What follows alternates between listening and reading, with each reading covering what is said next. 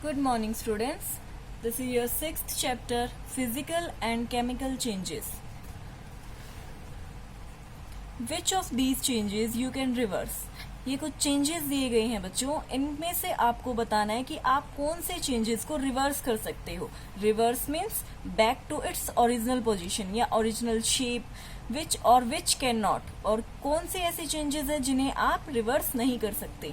So on the basis classify them, इसी के base पर आप ये बताओगे कि कौन सा रिवर्सिबल चेंज है और कौन सा इरिवर्सिबल चेंज है.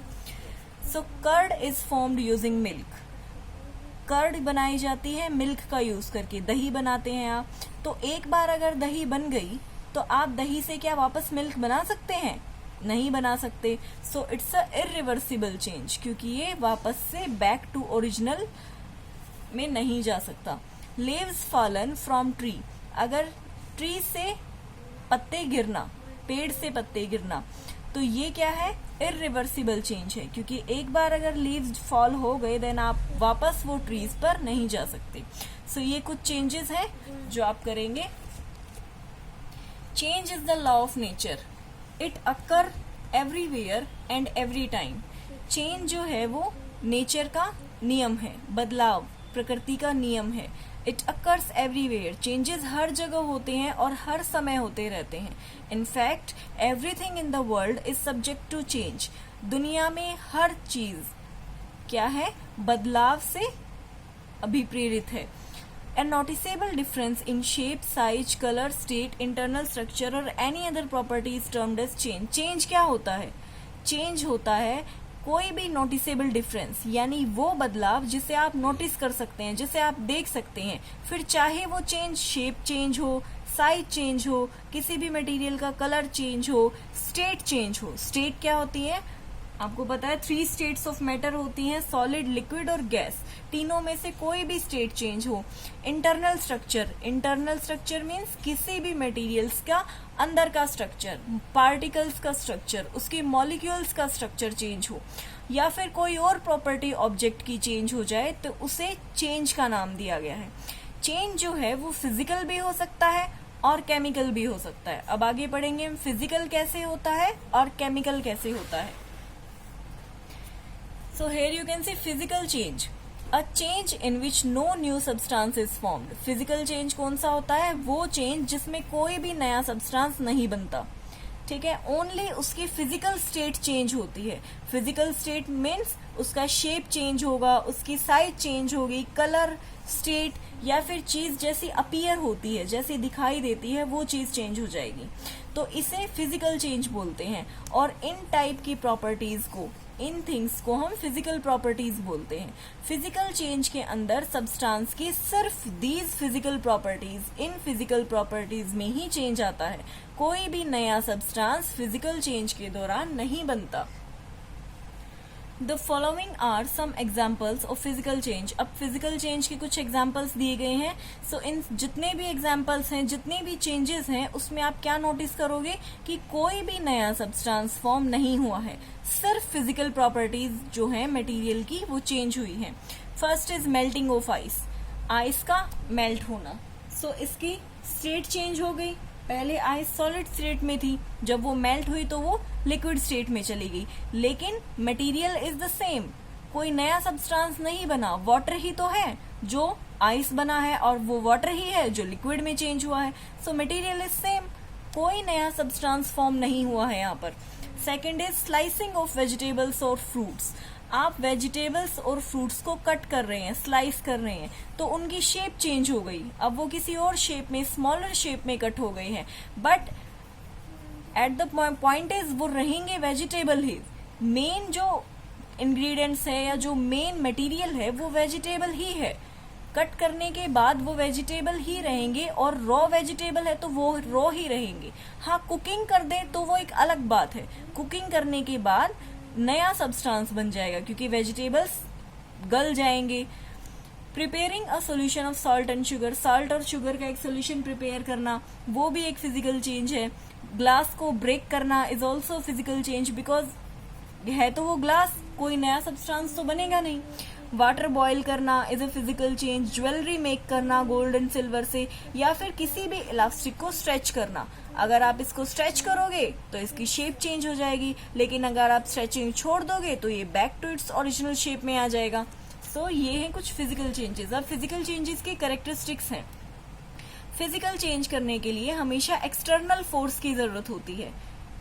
समटाइम्स अपने आप नहीं होती हैं चेंजेस, कोई बाहरी एनर्जी की जरूरत होती है फिजिकल चेंज करने के लिए। जैसे अगर आप स्ट्रेच कर रहे हो तो आपको हाथों का यूज करना पड़ रहा है, तो ये चीजें नीड होती हैं।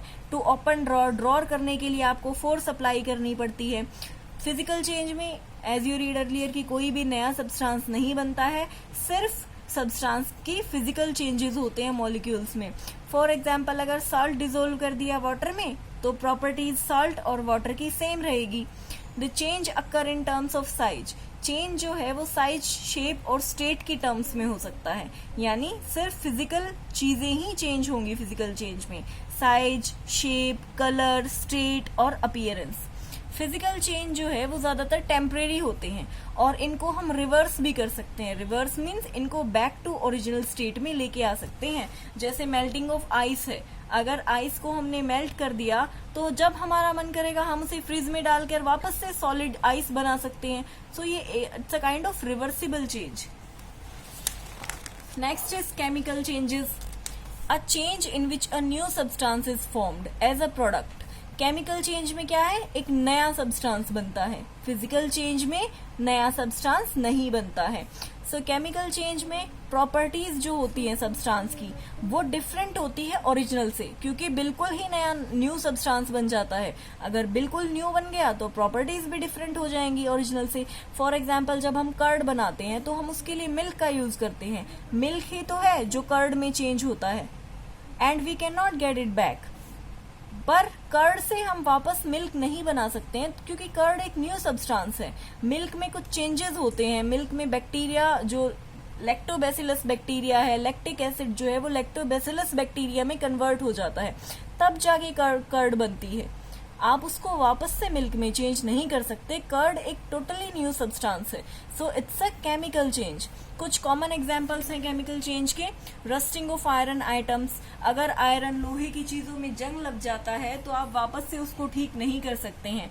मिक्सिंग ऑफ एसिड, एसिड और बेस को मिक्स करेंगे तो आपने एसिड बेस की रिएक्शन में ऑलरेडी पढ़ा था। जब भी किसी एसिड को बेस के साथ मिक्स किया जाता है तो हमेशा क्या फॉर्म होता है, साल्ट फॉर्म होता है।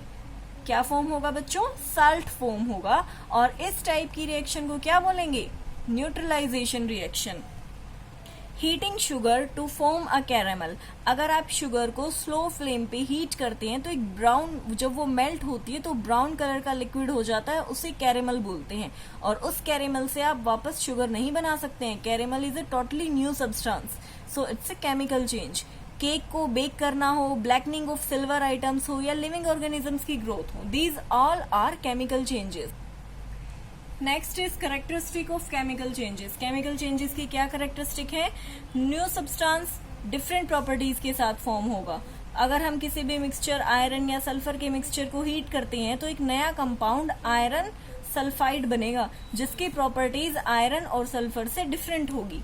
केमिकल चेंजेस जो है वो इरिवर्सिबल होते हैं, यानी अगर एक बार हो गए देन हम उसको वापस से ओरिजिनल मटेरियल्स में रिटेन नहीं कर सकते हैं, और ये मोस्टली परमानेंट चेंजेस होते हैं। एक बार हो गए तो हो गए। The chemical properties of new substance changes due to the molecular changes in original substance.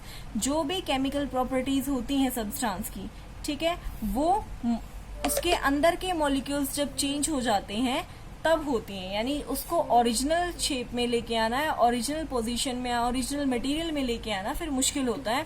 For example sugar crystal को हीट करते हैं, जैसे ही शुगर हीट होती है शुगर जो है वो ब्राउन होना स्टार्ट हो जाती है, कैरेमलाइज होना स्टार्ट हो जाती है। इसी ब्राउन सब्सटेंस को कैरेमल बोलते हैं। इस कैरेमल को हम वापस से शुगर क्रिस्टल्स में कन्वर्ट नहीं कर सकते हैं, तो पूरी स्टेट भी चेंज हो गई और उसके अंदर का जो मॉलिक्यूलर स्ट्रक्चर था, सॉलिड का मॉलिक्यूलर स्ट्रक्चर अलग होता है क्योंकि उसके मॉलिक्यूल्स क्लोजली पैक्ड होते हैं और लिक्विड का लूजली पैक्ड होते हैं, तो इनके अंदर के मॉलिक्यूल जब स्टेट चेंज होगी तो उनका मॉलिक्यूलर स्ट्रक्चर भी चेंज होगा। तो ये थे आपके फिजिकल और केमिकल चेंजेस।